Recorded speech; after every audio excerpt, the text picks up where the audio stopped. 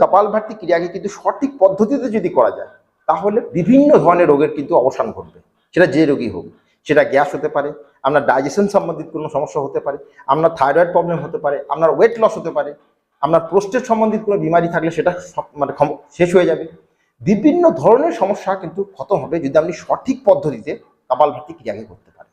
তো কপালভাতি ক্রিয়াকে আজকে আবার শিখবো। কেননা কপালভাতি ক্রিয়াকে সঠিকভাবে রপ্ত করতে হবে। পরবর্তী সময়ে আমরা বিভিন্ন আসনের সাথে কপালভাতি ক্রিয়াকে সঠিকভাবে শিখব, যেমন অর্ধমৎস্যেন্দ্রাসন, বক্রাসনের সাথে কপালভাতি ক্রিয়া। এই সমস্ত আসনের সাথে যদি কপালভাতি ক্রিয়াকে করা যায় তাহলে কিন্তু বিভিন্ন রোগের অবসান খুব দ্রুতগতিতে ঘটবে।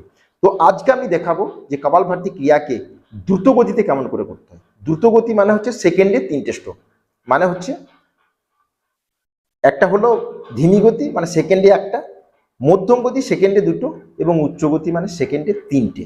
তো এর জন্য আপনাকে বসতে হবে সুখাসন। প্রথম দিকে সুখাসনে বসবেন, কিছুদিন প্র্যাকটিস করার পর আপনাকে বসতে হবে পদ্মাসন। হলো পদ্মাসনে সমস্ত যোগাসন ক্রিয়াকে সম্পাদন করার যে মেন যে আসন সেটা হচ্ছে পদ্মাসন, এবং হাতের যে মুদ্রা সেটা হচ্ছে জ্ঞান মুদ্রা বা চিন মুদ্রা। থাম থাম এবং ইন্ডেক্স ফিঙ্গার, এটা হচ্ছে ইন্ডেক্স ফিঙ্গার, এটা হচ্ছে থাম, এই দুটোকে একত্রিত করব এবং এখানে এইভাবে রাখবো। আগেও বলেছি মেরুদণ্ড থাকবে স্ট্রেট, শরীরের কোনো নাড়াচাড়া বা হেলাডোলা হবে না। শ্বাসকে ইনহেলিং নয়, শ্বাসকে ছাড়া আর পেটকে ভেতরে নেওয়া, এই দুটো কিন্তু একই সাথে হবে। ক্লিয়ার? মেরুদণ্ডকে স্ট্রেট রেখে এইভাবে বসবো এবং প্রত্যেক সেকেন্ডে 3টে করে স্ট্রোক। আপনি 5 মিনিট ধরে রেগুলার করবেন, এর ফল আপনি 15 দিনের মধ্যেই পেয়ে যাবেন। তো দেখা যাক।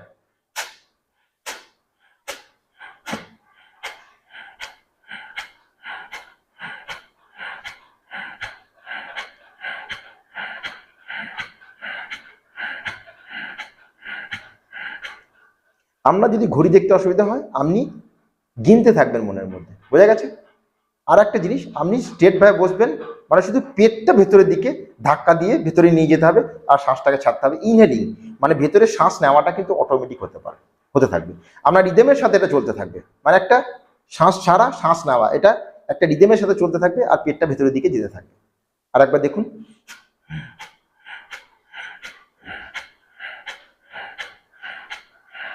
শরীরের মধ্যে কোনো এরকম নাড়াচাড়া, গর্দানের কোনো নাড়াচাড়া বা আপনার যে শোল্ডারের কোনো নাড়াচাড়া কিন্তু হবে না, শুধু পেটের নাড়াচাড়া, মানে পেটটা ভেতরের দিকে ফোর্সফুলি ধাক্কা যাবে এবং শ্বাসটা ছাড়া হবে, বাকি ইনহেলিং অটোমেটিক।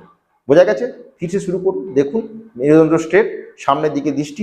আপনার ইচ্ছা হলে আপনি চোখকে মানে আপনার যে দৃষ্টি সেটা বন্ধ করে রাখতে পারেন, মানে ফোকাসটাকে সম্পূর্ণ শ্বাসের দিকে রাখার জন্য আপনি চোখ বন্ধ করেও প্র্যাকটিস করতে পারেন। তো দেখা যাক।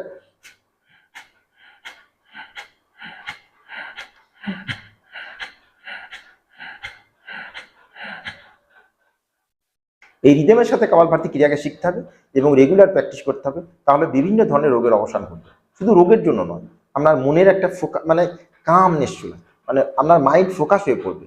তো রেগুলার প্র্যাকটিস করবেন এবং শরীরের প্রতি যত্ন নেবেন। শরীর ঠিক থাকলে মন ঠিক থাকবে এবং মন ঠিক থাকলে সমস্ত কাজকে আপনি যে কাজই করছেন সেটা সঠিকভাবে এবং সম্পূর্ণরূপে করতে পারবেন। তো আজকে এইটুকুই। Thank you, take care, good bye এবং স্টে হেলদি। নমস্কার।